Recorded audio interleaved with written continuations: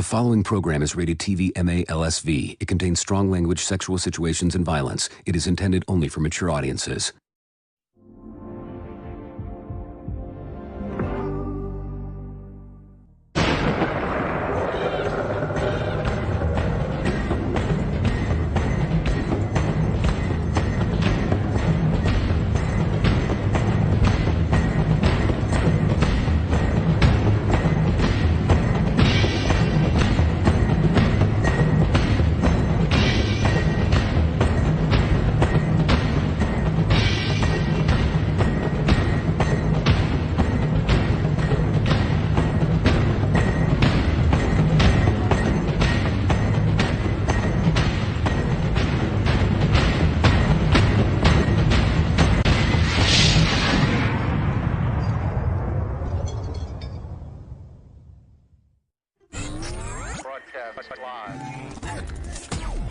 Coming to you live. We're live. In front of an audience from around the world, where we talk about fighters, fighting, and events. Welcome to Fight World Live, where you can hear about the latest in the world of combat sports. Get ready to gear up and square up, because we are going live. And now, broadcasting live. We will broadcast live. This is Fight World Live.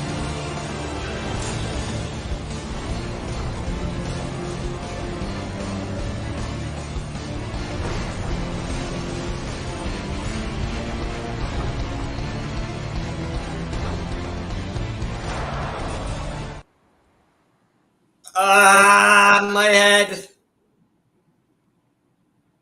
Fuck. It's got to be a Vegas. Sorry. It's been a long week, so you know what I'm saying? Had too many chocolate milks. You know how it is, Gabe. Not me. Well, welcome to another edition of Fight World Live, brought to you by our good friends at Nerd Focus. We're here with four-time world champion, Mr. Gabe. Gabe, how you doing, brother? Better than you, obviously. I don't have a hang. It looks like a hangover. Is that what it was? I look more like a hangover, actually. Absolutely, Gabe. Yeah, Right, I'm in bad shape, Gabe. But you know what always makes me feel better?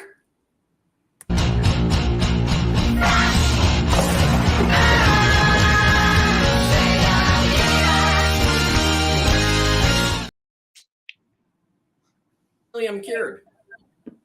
Oh, wow. Celebrating Gabe needs it. Celebrating the wonderful and majestic career of Mr. Gabe always gets my spirits up. Soup's a soul, baby. What about Jake? Jake Hatton. Oh, and we are also with, at one point in time, considered one of the best in the world, Mr. Thunder Jake Hatton. Jake, what's going on, brother? How are you? Now I'm excited to hear some of these Vegas stories, and let's let Gabe know how it was. Absolutely.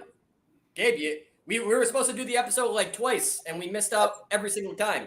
That's right, we did. So I want to formally apologize to Mr. Gabe, and I am very, very sorry. Derek Gates, what's up with the Amnesty stuff going on with BKFC? Where do we watch it? I'm not really too sure, but we'll talk about BKFC later in the evening, I promise you. And Hot and Vegas says, let's go. Let's fucking go. We're about to go. Yeah, absolutely. And we missed our window of opportunity twice. And our folks at Amazon were like, oh my God, why'd you miss the episode? I'm like, dude, we're in Vegas. Chill, we'll reschedule it. Of course, we missed our window to do the reschedule. They're like, oh my God, you missed the episode? I'll tell you what we're doing, Amazon, okay? We were way, way busy banging your moms. That's right. That's right, Amazon. Spoiler alerts. This is what we're doing. We were just going to town. You know what I'm saying? This is why we missed. Seriously, we're in fucking Vegas, you know? Seriously. We have an excuse. A valid excuse to why we missed the episode. Gabe, we can't take Dave anywhere. Cannot go anywhere. Jesus, Potter. Can't go anywhere. So that's the big reveal. I apologize to everybody, all my bros and hoes in different area codes with swollen lymph nodes and tiny shows. Very sorry that we missed our episode. Very sorry we missed our show, but that's okay. Do you know why, guys? I have a feeling. Do you have any idea why? Why? No. But that's okay, because we're big dick bandits, big dick bandits, big dick bandits. bandits, big dick bandits, big dick bandits, big dick bandits, big dick bandits, big dick bandits. I had a sneaking suspicion. Yeah, and hey, Dave has successfully got us demonetized in the first 1 minute of the podcast. I did. Thank you very much. Thank you very much. Yes, Derek. We were in Vegas for International Fight Week, which we're going to talk about in 5 topics. And by the way, I want to preface this with a little just spoilers for the end of the episode. By the end of this episode, both Jake and both Gabe will be fans of Power Slap. I guarantee you. I guarantee I will make a valid argument for Power Slap that you guys will both be fans at the end of the episode. I'll cut my nuts off. Can we just put a wager down now? I will put a wager that I am able to successfully argue the good name of Power Slap by the end of the episode. How much you want to bet? No, whoa. Here's the bet. Okay. Hatton, are you with me on this? If he Go gets ahead. one of us, which could realistically be both of us, it has to be one of us to agree with you, then that's the bet, right? Like it's like you need to get one of us to agree and concede. After that, though, and Jarek is 100% right. It is hard to be a fan of. Thank you, Jarek. Anyways, listen, Derek, you're part of the bet too, motherfucker. By the end of the episode, I will make all of you believers. Uncle Dana. As I said off the show, is it possible? Absolutely. Is it probable? Oof. It's like Elon Musk saying we'd be on Mars in 10 years, and now we're on the 13th year, and we haven't even been to the moon.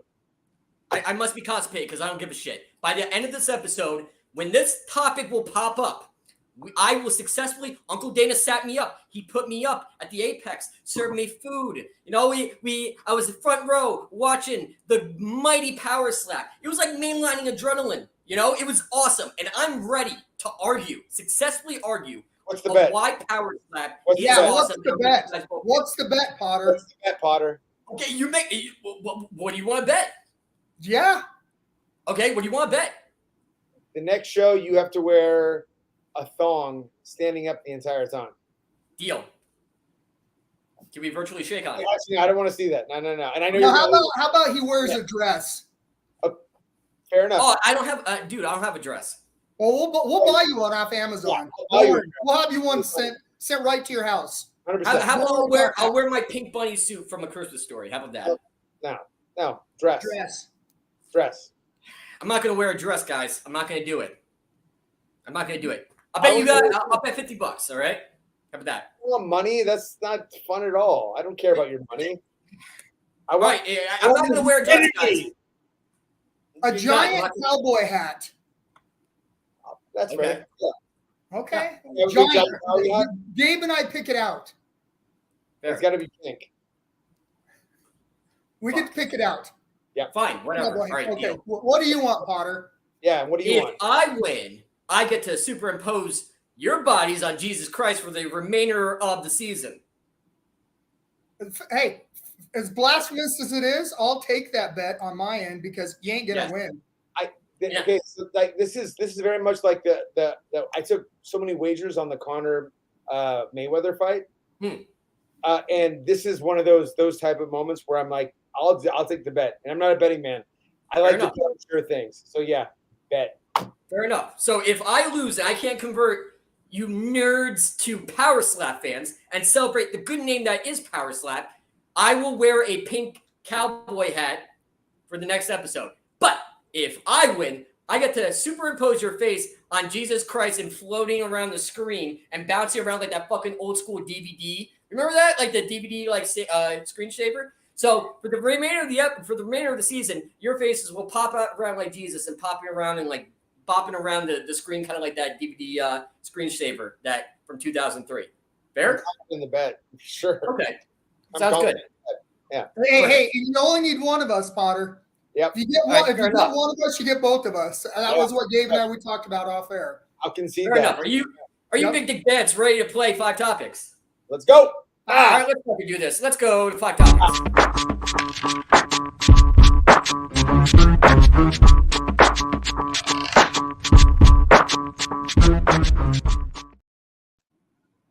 my bros and hoes in different area codes. Obviously, how you play 5 topics is we have 5 topics picked at random. You guys, the fans, the viewers, asked us before the beginning of the show exactly, and I already know one, which is going to be circled around Power Slap, and it's perfect. But nevertheless, Gabe, 4-time world champion, are you ready to play 5 topics? Always. Are you kidding? Okay. Mr. Thunder Jake Hatton, are you ready to play 5 topics? Let's go. All right, we're in this bitch like an unborn baby. Let's go to topic number 1. Let's go. Okay, so obviously in the spirit of the fact that we were just in Las Vegas, what is the worst Vegas story you ever had? Starting with Gabe. Gabe, what is the worst Vegas story? Obviously, you fought for UFC. What's the worst Vegas story that you have? What say you? I think, gosh, I've had a lot of. That's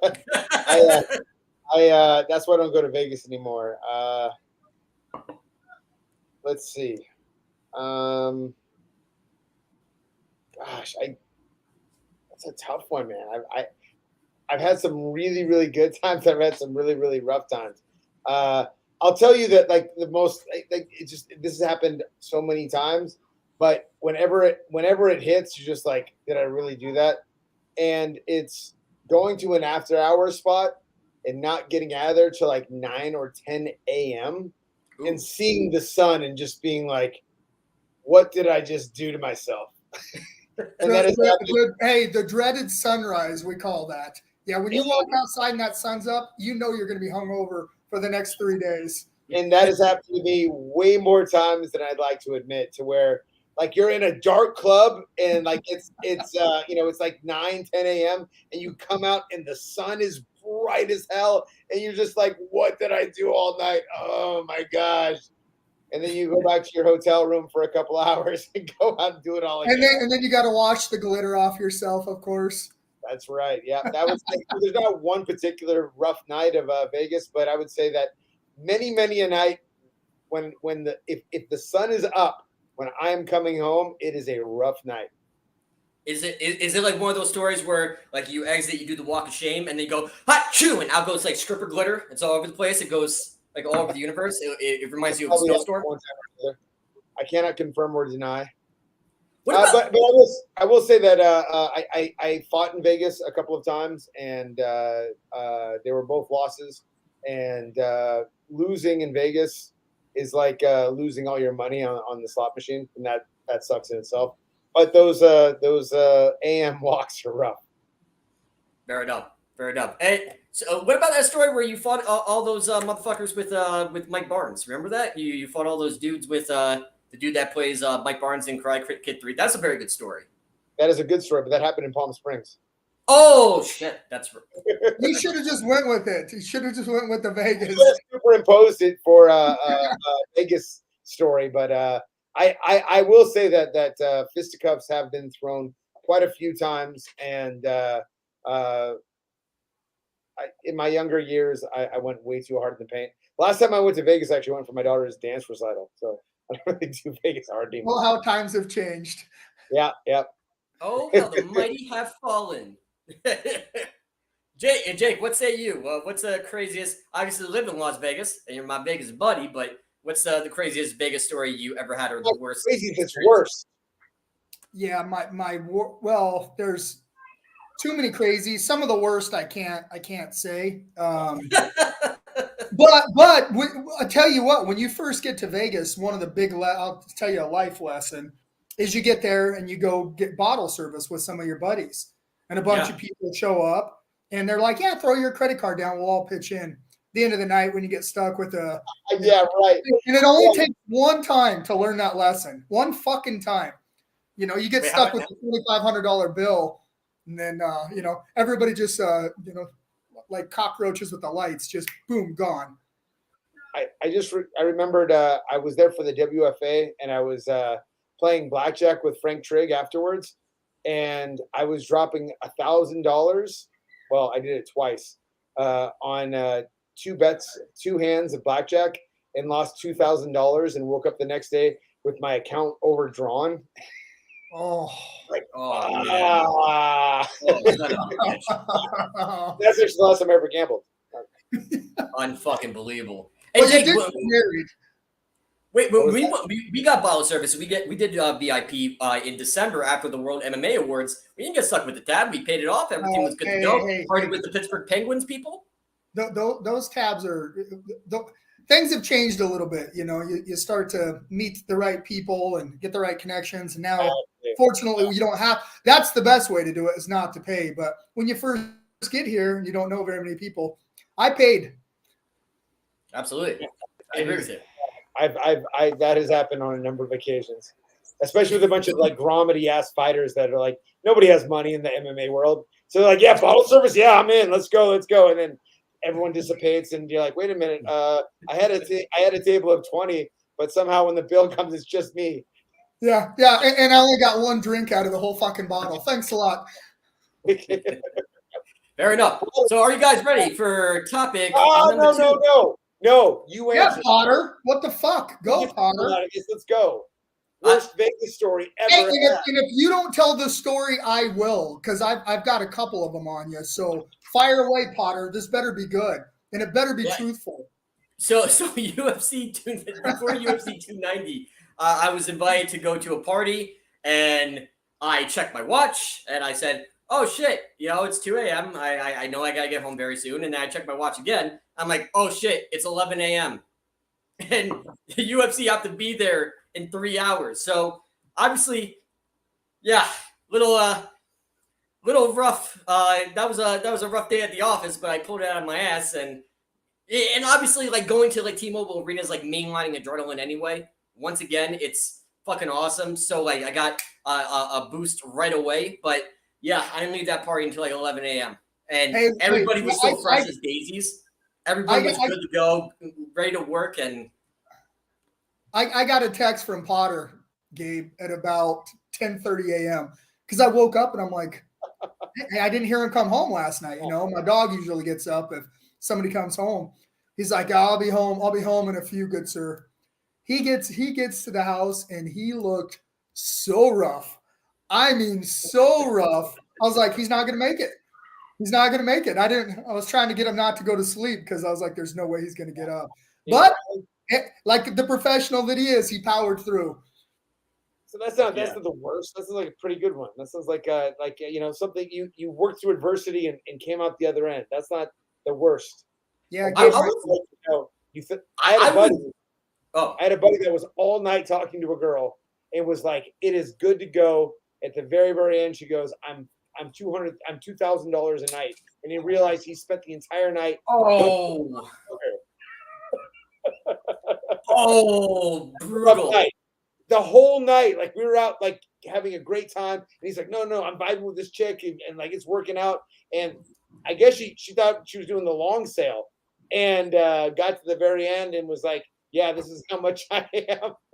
Well, hey, let me ask the important question. Did he buy her? I couldn't afford it.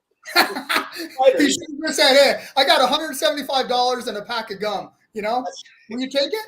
That's probably what he could have done, but he's Canadian, so he put in like maybe like 4 or 5 hours of work. He didn't even close. It was like 6 hours. Like it seemed like they were vibing, but I think she just didn't have a good business plan as is because it was a poor decision on her part.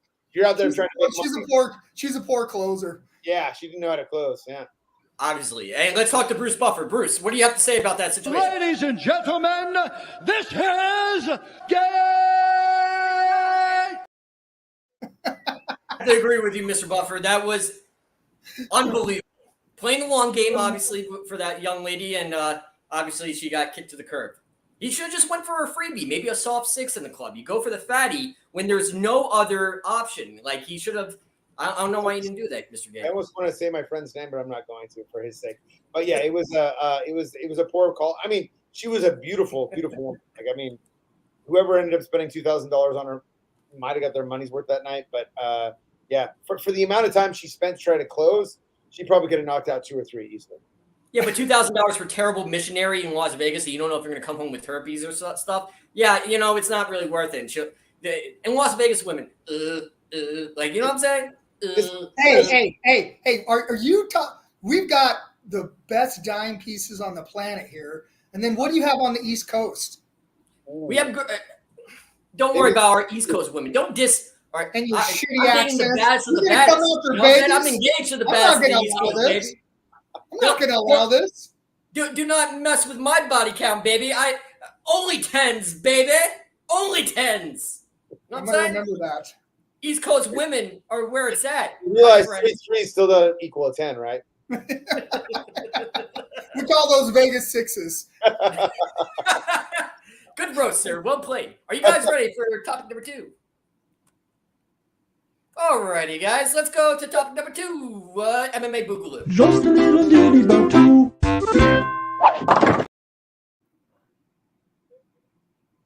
Recapping topic number 2, UFC 290 thoughts and comments. Las Vegas trip notes. Obviously, that entire week was just full of adventure. We had the Hall of Fame, watched Jens Pulver, we watched Anderson Silva, we watched some of the greatest of the greats go into the Hall of Fame. I got to work the red carpet, got to go to Power Slap, everyone's favorite. We'll talk about that the next topic. And we obviously UFC 290 was a banger of a card. Gabe, I don't know if you watched any of it. What say you? What did you think about the Las Vegas week, International Fight Week? And also, what did you think about UFC 290? Okay, I didn't know any of the fight week stuff was happening. I saw that. I knew that Jens was getting indoctrinated. Outside that, I didn't realize that everyone else was. I already thought that Chuck Liddell and Anderson were already in it, but that's how much I know. I mean, but look, like those 3 names that I just said are all absolutely deserving of being in the Hall of Fame, without question. I didn't get to watch the fights. I watched a lot of the highlights after the fact. It looked like it was a really good card. I gotta say, it was amazing seeing Robbie Lawler go out with a win. It's rare when you're that when you. I mean, actually, I don't think Robbie's even that old, but still, like for as long as he's been fighting, since he was 19, for him to go out with a win, that's a really really amazing way of going out. Volkanovski, I knew was gonna walk through. Yeah, and walk through, but yeah, he walked through Yair. He's just that good. I mean, he's just on a different level than everyone else at 45. And I didn't actually see any highlights of the 25-pound fight, but I heard it was a back and forth war. So amazing, yeah, fucking penny dropper, and back then, and forth. Yeah. I had heard that the Jalen Turner, Dan Hooker fight. And so when I was in New Zealand, I trained with Dan Hooker's first coach, Carl Weber, and Carl's solid guy.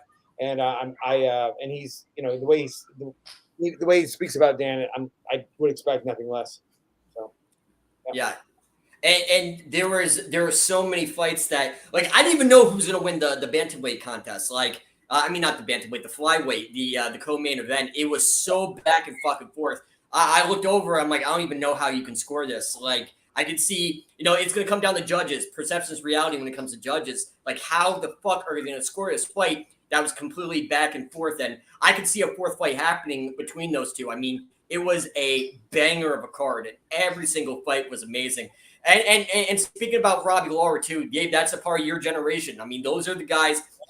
Robbie Lawler, by the way, the original Big Dick Bandit, his ball should have been inducted in the Hall of Fame as well. I mean, he took a fight, UFC 37. That was his first 47. I mean, yeah, UFC 37. That was his very first fight in the UFC. Then UFC called him up, ring. We need you because we're going to go on the best damn sports show, period.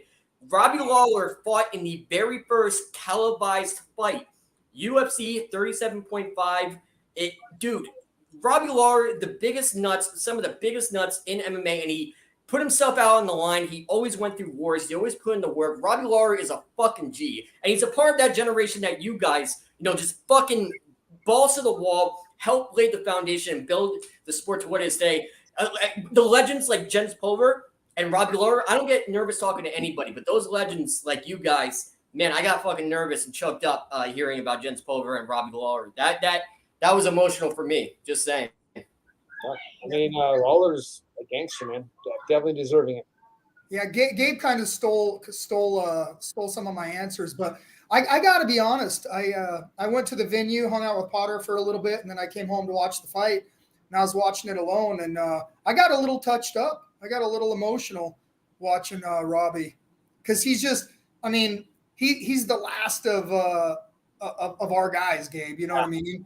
So it was kind of that personal moment to me, and I was like, God damn, is it, little dusty in here? I got a little touched up watching him, and then him getting emotional, and we all kind of know that feeling. But him going out, the storybook ending was just.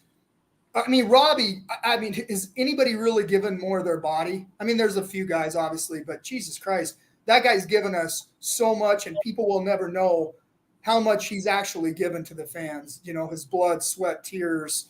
I mean, his body and his livelihood. I mean, he's given it all. So to see him go out like he did that was really touching. Amen.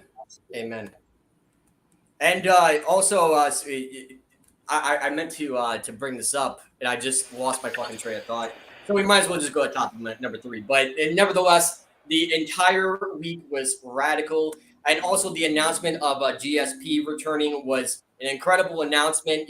Obviously he's going to be returning back to competition. I got the chance to talk to him. He's ready to go. He's ready to bring the grappling on UFC Fight Pass to another level. Very, very excited for GSP. That was a highlight of my weekend, and getting to meet him and talk to him. Really great guy. And also getting to work the red carpet and talk to all the legends of the sport, and also the current generation, the current people that are fighting in the sport. So yeah, fucking awesome. It was a great weekend. It was a great week. International Fight Week absolutely delivered. And we're ready to talk about something else that delivered, which was Power Slap. Are you guys ready for topic number 3? I'm ready to convert. I am ready to convert these motherfuckers. I am ready. I'm waiting for that cowboy hat. Yeah, just get your head ready for that hat, Potter. Yeah, I'm actually interested to see how you're gonna pull this shit. But let's go. All right, Stevie Wonder. We'll see about that. Let's go to topic number 3. The Queen has been on the beat. 3. So when Jake, obviously we were bringing up 4th of July, and we spent 4th of July weekend together. He was very excited. We were both very excited for 4th of July, and obviously the hot dog eating contest. We're talking about that. Gabe, you watched the hot dog eating contest, right? What? Yeah. Do you get excited, Gabe? Do you get hot and bothered when there's a hot dog eating contest? You want to know who wins? Oh my God, he put fucking 50 wieners in his mouth. Oh my God, such skill. It's so awesome. You get excited for the 4th of July hot dog eating contest, right? What do you think? Yes, absolutely. It's probably the one thing that I spend all my time doing is watching people put wieners in their mouth. I didn't watch it. No. Do you know, Jake was very, very excited about that hot dog eating contest. But upon researching and upon doing my due diligence, and of course, because all you guys rip on me, everybody rips on me on the net for loving Power Slap, for respecting it, because everything, you can play every sport 1 ball, but combat sports takes 2 balls. You guys like to rip on me and bust my balls about loving Power Slap and the competitors that are in it. Okay, so do you know that there's more significant deaths from choking and from, gastrointestinal damage and all that shit from eating contests than there are in Power Slap? Do you know that? You guys know that it's extremely dangerous. Doctors have said the safety issues. What? Gabe, he was trying to make this argument at the house, and I was like, that's the dumbest fucking argument I've ever heard. It's not a dumb argument. You better put that hat on now, Potter. Oh, my God. I can see the big hat now. This is what you're bringing? Do you know there are deaths also in chess from anxiety? And doctors have said, you can Google this, that chess causes extreme amount of stress and anxiety. There are people that have died from panic attacks from chess. If you're a sissy, yes. If you're a sissy and died from stress from chess, yes. Unless your life depends on it, you're a sissy. Fair enough. Someone died from choking on a feather. That means it's not irrelevant to making me feel like Power Slap is good or bad. Okay, demolition derbies. What do you guys think about demolition derbies? Because there are doctors that say that it's very, very dangerous. What do you guys think about demolition derbies? It's the same demographic, a bunch of hillbillies. What do you guys think about football, NFL? Slamming against the head, and it's predetermined. They know they're going to slam against okay. Well, there's remember, for power slap, you're not training for 3 months for defense. In fighting, this is what I was trying to tell him, Gabe. In fighting, you're training 3 months. And what's your goal? It's to win, but it's to take the least amount of damage. You want to take the least amount of damage. So Anderson Silva is your favorite fighter, but one of your favorite fighters of all time, right? Sure. Best goddamn defense in his. I mean, he was the counterpunch king. Power slap, again, you just stand there like a clapping monkey and just take your shot. But I got to tell you, Gabe, I did watch a guy get knocked out, and they did it in slow motion. My God. I mean, it was, Jesus. I've seen some highlights where you get cracked. But with saying that, it is not a combat sport. It is absolutely a combat sport. If you look up in any definition, in any dictionary, it is a combative sport. It is a combative sport. And there is skill involved with it. The skill of not getting over anxious and like flinching, because you get penalized for flinching. So if you flinch like this, you have to mentally like grind up. You had to like tighten up your neck. You have to stay in the zone, stay good balance, good composure. And you have to take that fucking slap. You have to take that hit, that shot to the face, like Paris Hilton in that sex video in 2003. You need to take that shot to the face, baby. And if you can't, if you unstiffen, if you don't bite down on your mouthpiece, if you don't have the best posture possible, and you get over anxious, you get fucking knocked out. There was the main event that went back and forth, back and forth, back and forth. It was fucking incredible. And plus, after you get hit, there's a recovery time. There's no recovery time when you get bludgeoned in fucking MMA and you get hit 20 more times. And when they're not defending themselves, especially Mario Yamasaki, somebody could fucking die in the ring with Yamasaki. The same thing. But that's bad refereeing. We're not talking about sport. That's bad refereeing. And you defend yourself at all times. And when you can no longer defend yourself, that's when the referee stands in to protect you. Thank you, Jessica. Dude, Jessica, get the sand out of your bearded clam. All right, you're part of our team. Who do you work for? Jessica, we're with Jessica. What the fuck? Everyone's turning against me. Hey, Potter, do you know what I'm doing right now? What? I'm actually on Amazon looking for hats. I love betting on a sure thing. It's like it was a guaranteed bet. I wouldn't bet anything at that point. Motherfuckers, power slap is a sport. It takes skill. It's like shot put. I couldn't knock out anybody that's criticizing power slap. Could not knock those guys out in a slap. It takes skill, like fucking shot put. You have to land on the button, which is very, very hard to do, even if someone's standing like this. You mean it's hard speed, to do? So all the velocity from your legs. Let me educate you, Potter.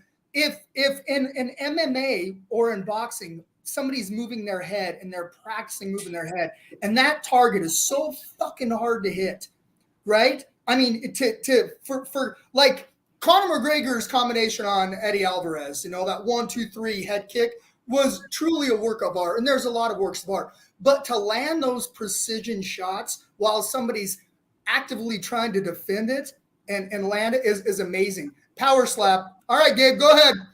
Go ahead, slap me, Gabe. 1. Jesus Christ. 2. Yeah. It takes form. It takes precision. Don't give me the middle finger. Fuck you, Gabe. Fuck you. Power slap is sport. It's awesome. I want to make sure it's a really big pink one. I have the hat. It's gonna be one of those big foam. Gabe, Yeah. well, I'll find it and send a picture to you before we send it. We both have to agree on the hat. Yeah. Yeah, for sure. Jake, can you go in your kitchen and get Gabe a spoon so you can eat my ass? Seriously, power slap is a sport. Goddammit, it's so entertaining. When Uncle Dana, Man, you were on an island. You were on an island alone. Euphoria. It was fucking awesome. It was the greatest sport ever. It's a combat sport. Look it up in the dictionary. It's a combative sport. It takes skill. You're on a lonely island, Potter. Let's go to 4. Lonely Island. Oh my God. Thank you, Jessica. Yes. Gargle. There's significant depths in every single sport. The safety measures, dude, there's depths in every single sport. People are like, oh, it's dangerous. It's dangerous to walk the street, motherfucker. It's like, dude, Every single combatant we're sport. not saying sports aren't dangerous. You're missing our point. Yeah, We're just saying we don't. We just saying there's zero defense, and you're just standing there like a pawn, just waiting to get slapped. But you what? You thought the argument? Whoa, Potter! You thought the argument was the amount of danger involved was going to make it like change our mindset about power slap? That's not even remotely. I could give a fuck if people died after every punch. As a matter of fact, actually. But Gabe, have you ever watched an event though? Did you ever watch an event in its entirety? Why would I? Why would you? Why? Because I'm not going to criticize something unless I'm going to watch it before. Well, I'm not going to say, "Oh, that movie is shit," so I'm not going to go see it without seeing the movie. Let me speak for Gabe real fast. I did watch an event, and it was hard. And I'll be honest, I really wanted to like it. I really tried to like it. I'm always in support of UFC and whatever they do. I just can't get behind this one. And I did try to watch it. Now, social media, it's brilliant because they can take those clips on, and that's why they're trending. But to watch the whole show, that's why you're watching the viewerships die. It went from TBS to Twitter to, you know what I mean? And it'll end up somewhere else. Hey. You know, this reminds me of David, you know, or Jake, you know what Power Slap reminds me of? Do you remember Over the Top when they tried to make? That was a good movie. I love that movie. I love that movie. They tried to make arm wrestling like a real deal, and Yeah. no. That's a classic movie, Gabe. Yeah. I'm gonna mouth Over the Top. Get Over the Top out of this game. I love the movie too, but they're like trying to make arm wrestling like it's going to be mainstream. It's like, no, come on, man. No, it's not. No, it's not. Over the Top is a great goddamn movie. It's a fucking classic. You do not submerge. Put respect on Sylvester Stallone's name. Goddammit, that's a great movie. That's a classic. Yeah, I can't wait for the 2024 Power Slap movie. It's going to be so exciting. There's actually going to be a video game, and Gabe, I'm going to get it for you for Christmas. Just saying. I'm going to mail it to both of your kids. Mini Game 1, Mini Game 2. Hey, guys! Nintendo Switch, everybody! Let me get you a Power Slap game. Time to eat your crow, Potter, and get ready for Gabe and I to shop a hat and move on. It's going to be beautiful. It's going to be a thing of beauty. I can't fucking wait. But you admit that you watched it, you saw one of those knockouts, you're like, oh my God, that's awesome. Didn't you admit that, Jake? I think I won. Listen, I won. The knockouts are entertaining, but I also watch it and just think, Jesus Christ, I can't believe the guy didn't move his fucking head. I like watching videos where people get hit by cars. Like people get bitten by dogs. That's like, but it's not. I don't want that as a sport. Like, okay. Well, survey says can go to the judges' scorecard for a decision. Judges' scorecards, please. I'll be right back, gentlemen. Oh, obviously, I win the argument because you watched it, Jake. You have successfully lost. Move on to number 4. Move on to number 4. Bruce Buffer, what do you think about that? Ladies and gentlemen, this is Game 4, Potter. Let's go. I think I won the argument. Therefore, I am the reigning, defending Power Slap argument champion. And on your island alone. On my island alone. I'm patting myself on the back on the island by myself. God, I fucking hate you both. Let's go, Potter. Let's go 4. All right, let's go to topic number 4. Love question 4.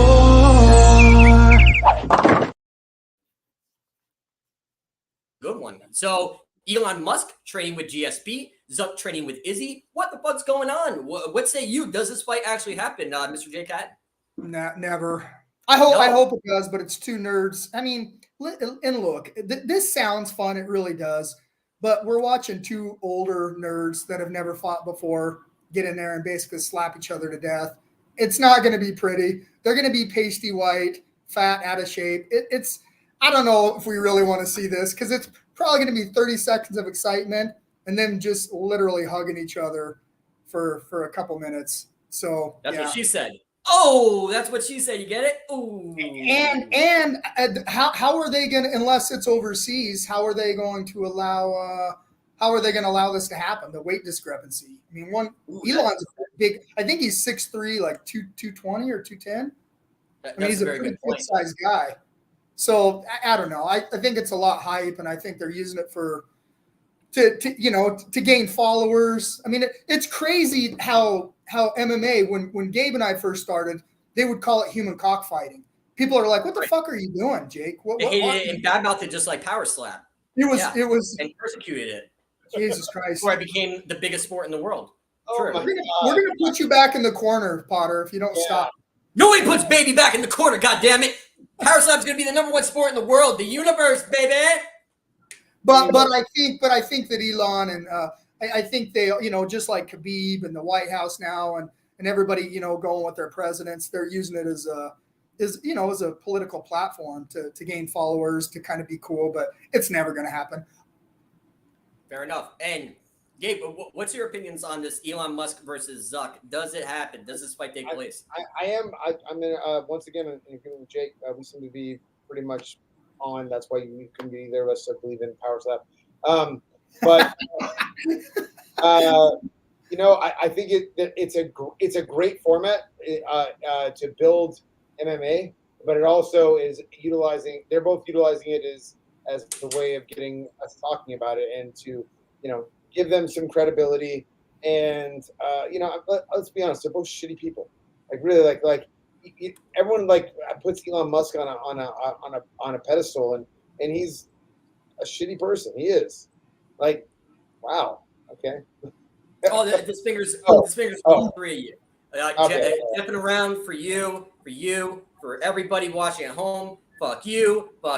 Everyone watching on Amazon. That means hey. Do you know what people love? Do you know what people love, Potter? A sore loser. They love a sore loser. I'm not a sore loser. We can tell, and so can America. Yeah. 100%. I am not a sore loser. I'm not. Fuck you. But I mean, I don't see the fight happening. Could it happen? I mean, stranger things have happened, but it's very, very. It reminds me a lot of the Joe Rogan, Wesley Snipes fight. Yes, Wesley Snipes. Yes. But it never happened, But I mean, look, I think it's always good when it gets brought into mainstream because it's going to build the sport. But I'm sorry, I'm really loving Jessica today. She's killing it. I got to bring character. I got to be honest. Jessica's stopping traffic here. It's fans on fire. Well played, my lady. I gotta bring character. I gotta give someone their flowers. Jessica is one of their hosts on Planet Ratchet. Their show airs on Saturday. They just taped a new show. Fucking mwah. That's a great roast. That's a great comment. I had a great character for a second. Gabe, please continue.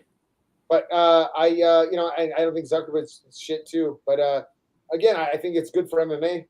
And the more and more that people understand that mixed martial arts is the real.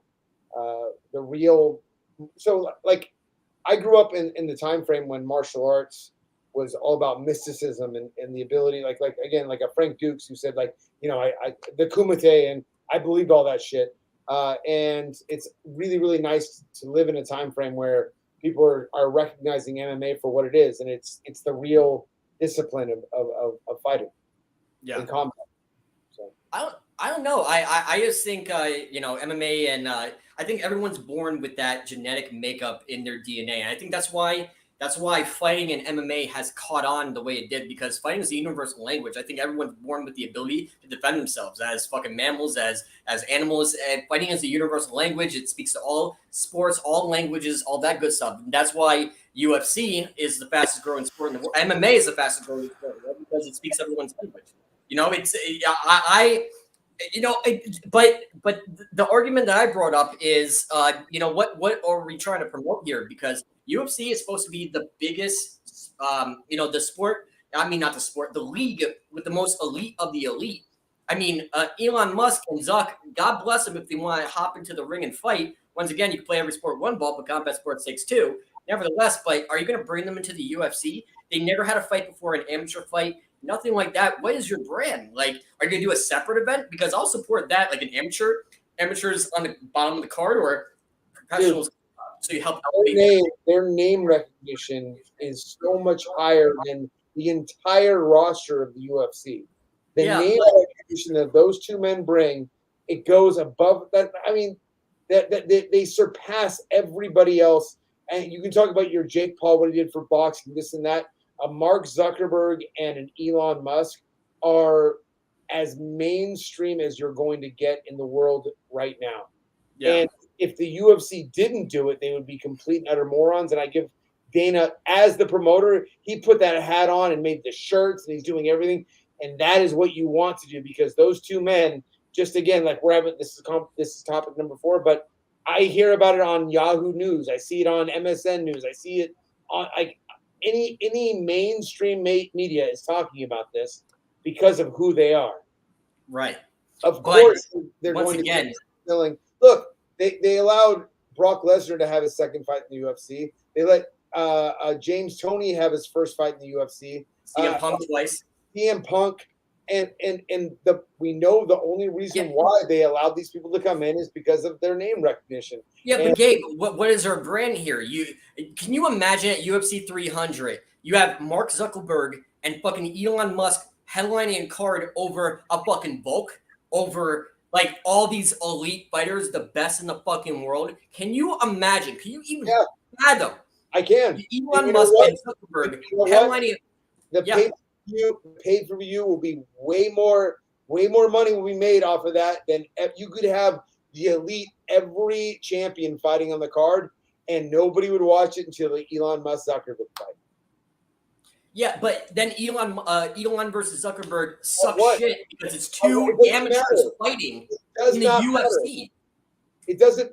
And let's look at the UFC is shown a long time ago that they're not about making but they made a BMF title.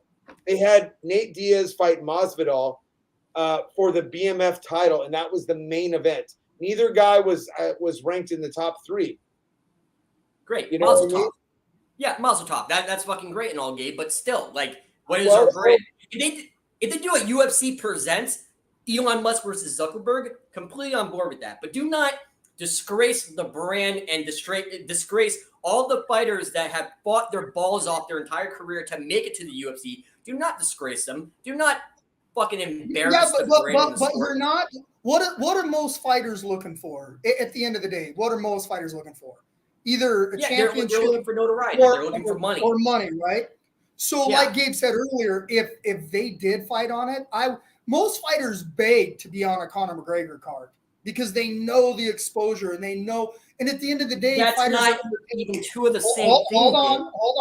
So if Zuckerberg and they did a co-feature bout, but the amount of eyeballs and the amount of money all the fighters are going to make and the exposure. But I agree with authenticity of the brand. But at the end of the day, the UFC is a marketing company. It's not a marketing company. It's you want to bet? Joe Silva, the old director, used to argue with the guys. He thought it was a fight promotion, and then the UFC would argue they're a marketing promotion. This is coming from the UFC because if you can't market fighters, you don't have a fucking product. You just don't. So you are entertainers at the end of the day.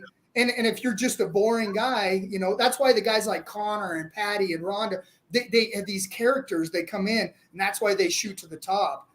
Got it. So I might as well go and take some X-Lax because I must be constipated because I don't give a fucking shit what Joe Silva says. It is a fight league, goddammit. It's on par with the NFL, NHL, NBA, and if you want to be on par, obviously Mark Zuckerberg and fucking Elon Musk are not going to play NFL football. Obviously, they're not even in the same league. They're not even in the high school league. For $100 billion, they're going to do whatever the hell they want. For $100 billion, fuck off. You can make an entire event circle around them. Do not put them on top of the card. Potter, they could buy their own team and be like, you know what? I'm being a quarterback today. And you know what? No one's going to say anything. Unfucking believable. Are we done ganging up and beating up on David today? Are we done? Not quite yet. Go to number 5. Let's see what number 5 looks like before we start. I really don't want number 5. I'm getting like heart palpitations because I'm arguing with my heart and soul. Once again, let's go, Potter. Let's go to 5. Let's see what you got. I don't even want to go to 5, guys. We might as well cancel the show right now. Just saying. Pretty upset right now. Pretty upset. Oh, Yeah, Man. clap your balls up. Good job, guys. Great job, guys. You guys in Thank you. spectacular arguments. We're gonna call a Awesome. wine for Potter. Let's go, Five Potter. Grieving isn't your best look. Let's fucking go. Let's make a baby five. This is a good one. Who's more toxic? MMA fans or MMA media? What say you, Gabe?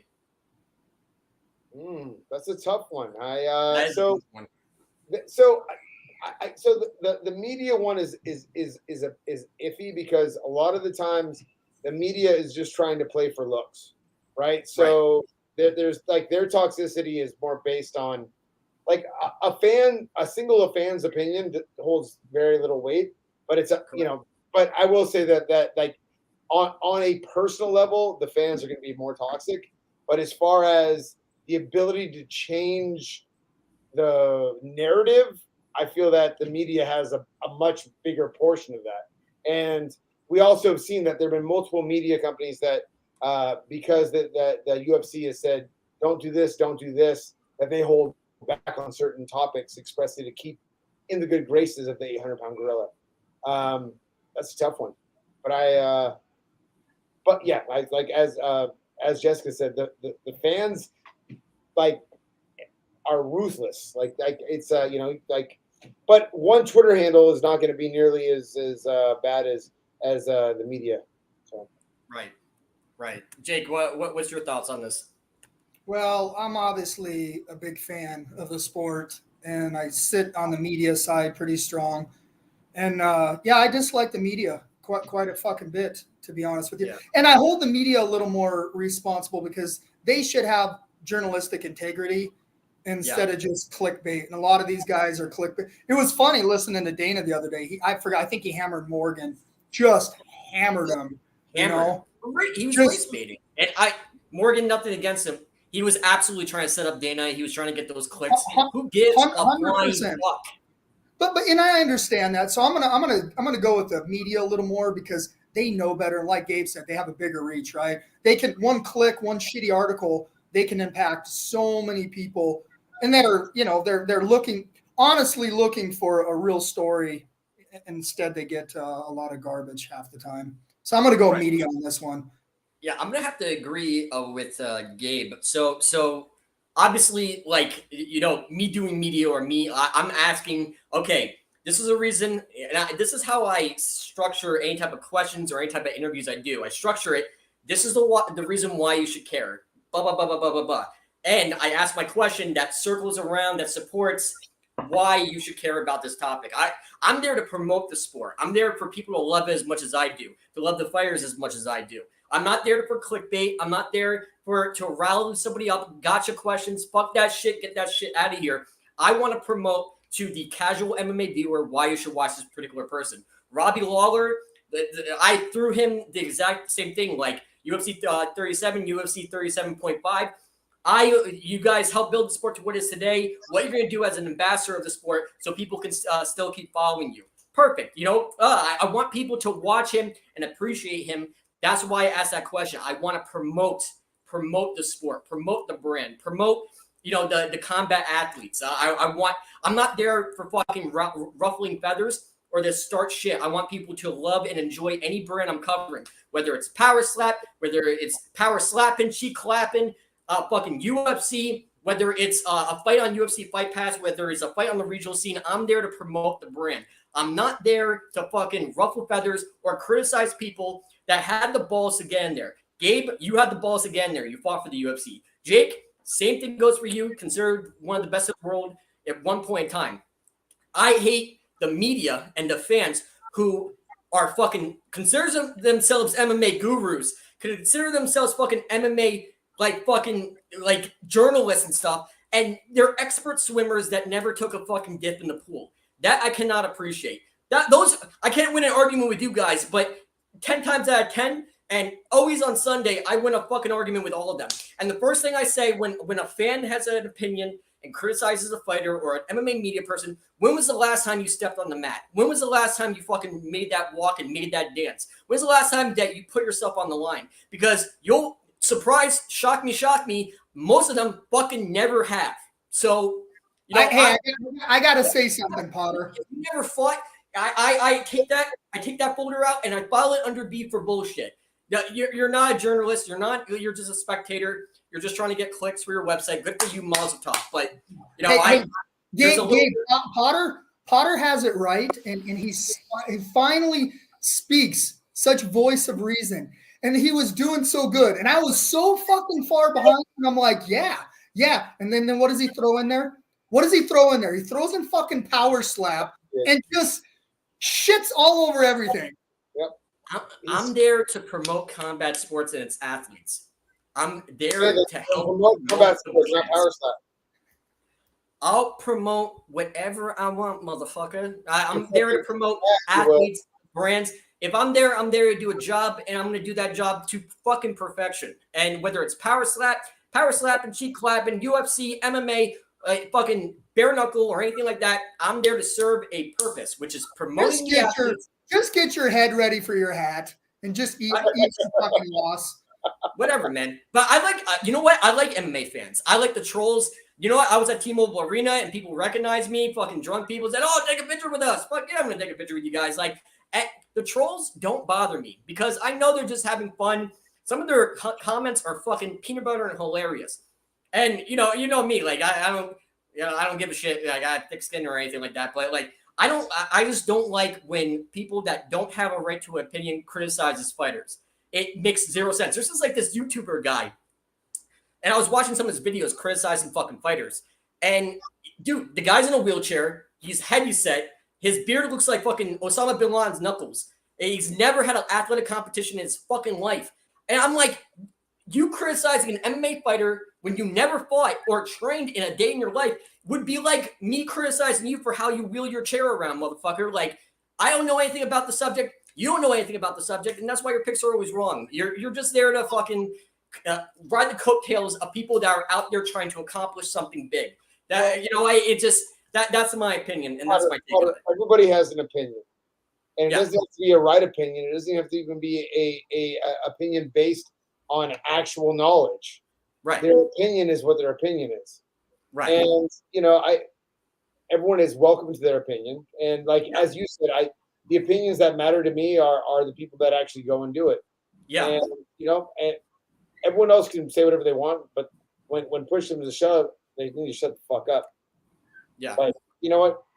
They're all but even then they're a lot of times they're the loudest. They're the ones that are screaming the most and saying the most negative thing.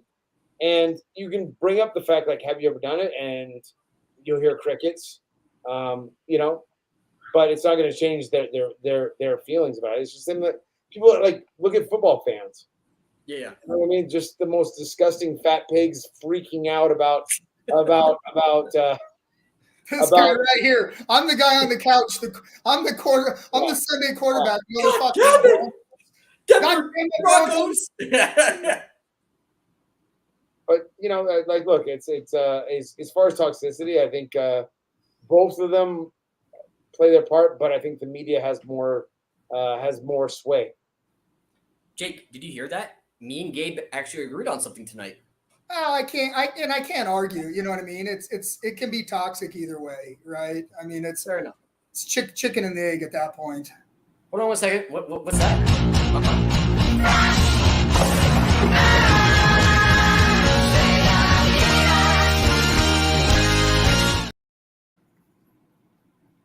Six at midnight. Sorry, Me and Mr. Gabe agreed on something. What a way to end the show. Now, don't we have the nerd fact of the week? Yeah. Oh, fuck me in the beard. We do have the nerd fact of the week.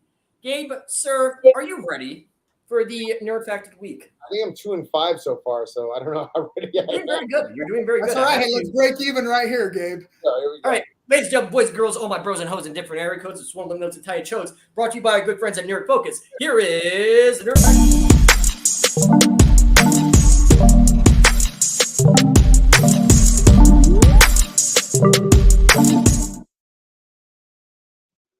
Obviously, Jen's Little Evil Pulver is one of the greatest of all time. I was getting choked up hearing his speech. I related to him as a kid. He is one of the best who've ever fucking done it. Trained with Militich. He is a legend, a pioneer, and I'm glad he's getting the flowers and the respect he finally so very much deserves. Gabe, who did he fight to win his very first championship?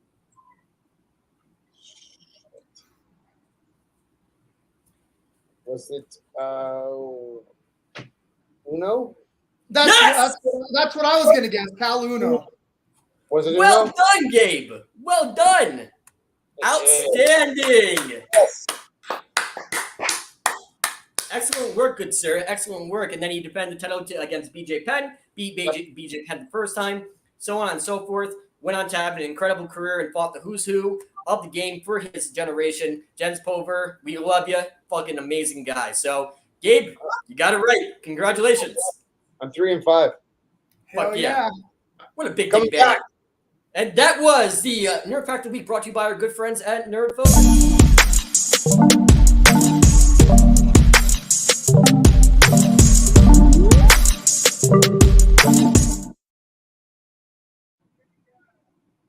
Holy shit, we had such a good time tonight. I will have a cowboy hat ready for Sean Patrick Flannery. He's a BJJ black belt. Also, a great movie that just came out on Amazon. We're going to talk all about it. He also was in the Boondock Saints. We get a Hollywood star on the show and one of Gabe's good friends. And obviously, we have a lot of good guests in the pipeline. So, final words and final thoughts. Four motherfucking time world champion, owner of one of the best gyms on planet Earth. Gabe, can you remind me where that's located, sir? Beautiful Tarzana, California. That's right. 6,000 square feet of pure bliss. Right now. Yep. And if you go to his gym, walk in and say, Gabe, may I have your autograph? And can you autograph it? I love Power Slap, love Gabe. You get a first free class to train with a 4-time world champion, BJJ black belt. I'll give you a class for free without that. Perfect. Awesome. It just went from 6 to midnight. Thank you, Mr. Gabe. Also, final thoughts and final words from Jake Hattan, my big brother from another mother, my manager, the man, the myth, the legend, obviously considered one of the best in the world at one point in time. Jake Thunder Hattan, what say you, good sir? What are your final words, final thoughts to the audience watching at home? I really thought you'd put up a better argument, Gabe, right? I mean, is Gabe, are you with me? No, I was. So I was, let me say this. I was pretty sure it was not going to work, but I thought you were going to bring something at least that I'd have to think about. Like, instead of more than anything, I'm like, is this really the argument he's putting up? Because the way you were talking was you were so confident. So confident. Yeah, and I was actually blown away at how bad the argument really was. Yeah, I got to be honest, Potter. I was a little disappointed. The season ends in September. I mean, not September, December. Give me until then, motherfuckers. You guys will be on the power slapping bandwagon. Do you want to bet every single week? All right, we'll bet every single week, motherfucker. I'll take that bet 9 times out of 9. Hey, by the time we're done, by December, you're going to be dressed up like a complete fucking clown. Because I'll try it, nose, cowboy hat, you know. We're going to be wearing the Power Slap t-shirt. I love Dave Potter on the show. You're going to be riding that bandwagon, baby. That Power Slapping bandwagon. I want full body shaving. Full body, including eyebrows. I'm not doing it. Everything. Full body eyebrows. I'm not doing it. Full body shaving. I'm not doing it. Next. Fuck no. Not doing it. Sorry, guys. Not going to do it. Great movie. Great movie. Yeah. It's a great movie. Fucking great movie. The next one, I'm putting the bet up already. It's full body shaving. Everything, including eyebrows. Right, fair. That you guys are going to be Power Slap fans by the end of the season. I cannot wait for that. But more importantly, I cannot wait for next week when we have Sean Patrick Flannery on the show, talk about his recent movies, his projects. Obviously, Boondock Saints, big fan of it. And he's also a very, very good BJJ black belt. And obviously, Gabe and him, they're going to shoot the shit. And they're going to talk about some high-level shit. So if you're a fan of jiu-jitsu, this is not an episode you want to miss, especially on Amazon, where we're number 5 in the world at Amazon's top 100. Son, 5. We're coming. CBS Sports, we're coming for that ass, baby. Who's ahead of us, Who's ahead of us? We need CBS Sports. I saw Dallas Cowboys. Dallas Cowboys Network, fucking Bleacher Report, CBS Sports, we're coming for that ass, baby. Just like a blind chicken porno. You'll never see us coming. You know what I'm saying? We're ready for that. We're ready for that #1 spot, baby. With that, let's call On it. that note, With that, I bid you adieu. yeah. Ladies and gentlemen, boys and girls, this is Fight World Live. See you tomorrow for the weekly buzz, and we'll see you on Sunday for Mac the Mullet, and also for Fighter with Christine Ferrera. Ladies and gentlemen, boys and girls, this is the Fight World Live. We'll see you next week. Peace.